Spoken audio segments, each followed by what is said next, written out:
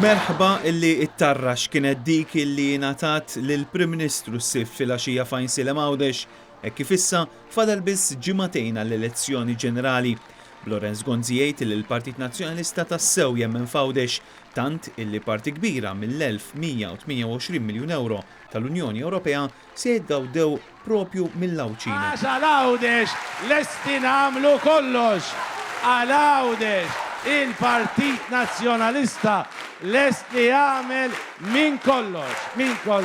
F'Għawdex il-Prim Ministru tkellem dwar it-tbassir pożittiv għall-ekonomija Maltija li fix-xhur li ġejjin mistennija tkompli tikber fil-waqt li anke x-xogħol se jkompli jiżdied. Qegħdin jipproġettaw li għas-sena 2013 u għas-sena 2014 l-impjiegi f'pajjiżna ser jiżdiedu. Ara x-ċertifikat sabiħ danu fil-Partit Nazzjonalista fil-Gvern.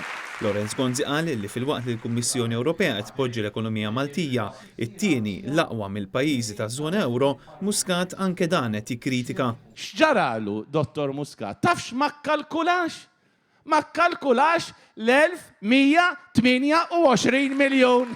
F'din il-laqgħa taħt it-tinda pparteċipaw il-kandidati kollha tal-Partit Nazzjonalista li qed jikkontestaw f'Għawdex. Fredrika Zoppardi foka fuq l-inċentivi biex jinħoloq ix-xogħol u jikber in-negozju fil-Gżira Awċija.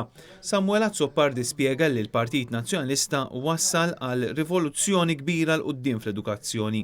Fil-waqt li Paul Buttigieg fakkar kif il-Partit Nazzjonalista fil-Gvern irnexxielu jsalva l-impjiegi ta' 5,000 persuna. Kevin Kutajjar min-naħa tiegħu għamel referenza l-inċentivi kbar persuni b'diżabilità, fil-waqt li Giovanna Del Bono qalet li bil-flus tal-Unjoni Ewropea se jkomplu jsiru aktar proġetti kbar b'risq l-Lawċin. Tkellem ukoll Chris Said li min-naħa tiegħu fakkar li pajjiżna se jkollu t-tieni l-akbar tkabbir ekonomiku minn fost il-pajjiżi taż-żona euro kif ikkonfermat din il-ġimgħa il-Kummissjoni Ewropea stess.